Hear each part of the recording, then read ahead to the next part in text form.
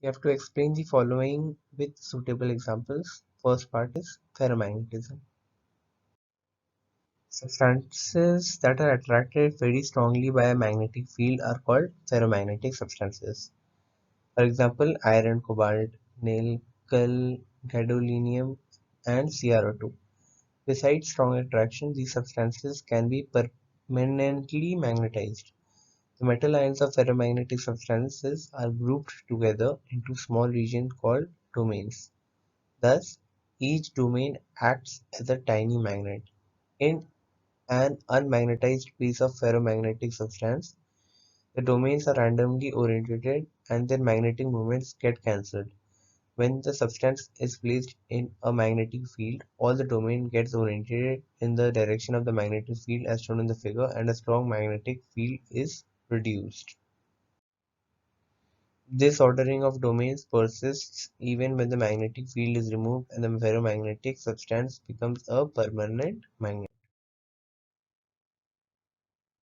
So the figure is as shown. So all of the domains are aligned to the magnetic field direction. Okay. Second, we have to explain paramagnetism. So the substances that are weakly attracted by a magnetic field are called paramagnetic substances. They are magnetized in a magnetic field in the same direction. They lose their magnetism in the absence of a magnetic field. Paramagnetism is due to the presence of one or more unpaired electrons which are attracted by the magnetic field. For example, O2, Cu2 plus, Fe3 plus, and Cr3 plus. So, for a substance to show paramagnetism, it has to have one or more unpaired electrons. Third part of this question is we have to explain ferrimagnetism. So when the magnetic moments of the domains in the substances are aligned in parallel and anti-parallel directions in unequal numbers, then ferrimagnetism is observed. Refer to the given figure. They are weakly attracted by a magnetic field as compared to ferromagnetic substances. Why? Because in ferromagnetic substances, all the domains are aligned to the magnetic field, but in this ferrimagnetism, some of the domains are aligned in the direction of the magnetic field and some are aligned anti-parallel to the direction of magnetic field.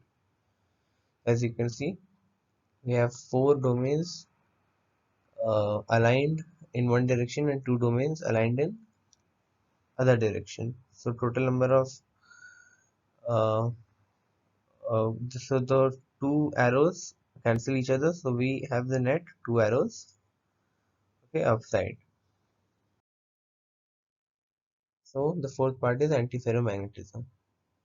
So substances like MnO showing antiferromagnetism have domain structures similar to ferromagnetic substance, but their domains are oppositely oriented and cancel out each other's magnetic moment as shown in the figure. Okay. So as you can see, we have three arrows pointing upwards and three arrows pointing downwards. So the net result is 0. So we have to explain the following with certain examples. The fifth part is 12 to 16 and 13 to 15 group compounds. So 12 to 6 group compounds formed between elements of group 12 and elements of group 16 are called 12-16 group compounds. For example, ZNS. ZNS is group 12 element and S is group 16 element. 13-15 group compounds are the compounds formed between elements of group 13 and elements of group 15. For example, GAAS.